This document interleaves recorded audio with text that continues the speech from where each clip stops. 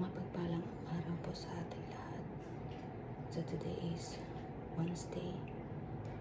So every day, every 7 o'clock, bumababa po ako dito sa 38th floor para magbantay sa tatay ng aking employer na bedridden na po. So paggabi yung kapatid ko po dito at saka yung helper nila. Sa umaga naman yung duty ko po dito sa baba. So tinatapos ko lang yung trabaho ko doon bago ako bababa. And then pagbaba ko dito, magkakape po ako. So ngayon ang breakfast ko po ay mais at saka tsaa. Ito po yung tsaa. Kaya mainit pa po.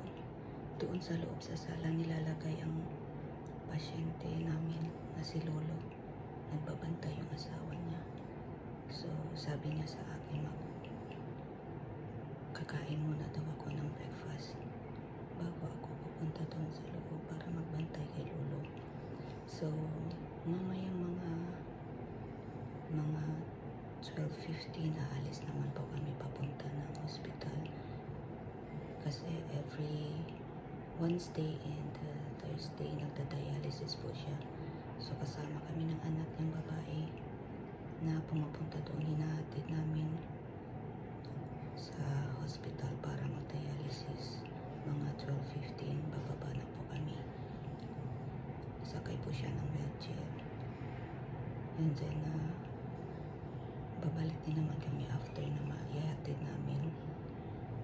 Mga 1 past uuwi na po kami. After that, pupunta naman ako sa bahay namin sa 48th floor para mamalansya ng mga damit ng amo namin kasi hindi ko po magawa yun kung dito po ako sa baba nagbabantay every Wednesday and Saturday lang po ako nagpaplansya ng mga damit. And then 4:15 or 4:45 in the afternoon, babalik kami ulit doon sa hospital para sunduin si Kongkong, ang lolo namin. Kasi tapos na niya yung dialysis niya. Makadating po kami dito sa bahay niya mga 6 past. So kakain ulit siya. Yung kinakain niya po na food ay liquid na po, biniblend na kasi dinadaan po sa engine tube niya. Hindi po kasi siya makakain ng solid food.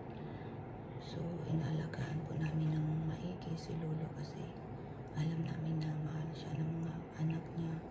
Minsan nga yung amo ko na babae umiiyak yan kasi ayaw niya mawala yung tatay niya. Mahal na mahal kasi niya yung tatay niya. Ginagawa niyang lahat para mabuhay lang yung tatay niya. So ginagawa din namin ang part namin para maging masaya si Lolo kasi napamahal na po sa amin si Lolo. 3 po kami nag-aalaga kay Lolo. Yung kapatid ko at saka yung helper po. Naputol ang video ko kasi pumunta dito sa kusina si Lola. So yun guys. Tapos dito na ako kumakain pang gabi sa baba. Pagkatapos bababa yung kapatid ko, siya ulit dito. Tapos uuwi ako sa bahay para magpahinga. So yun lang guys.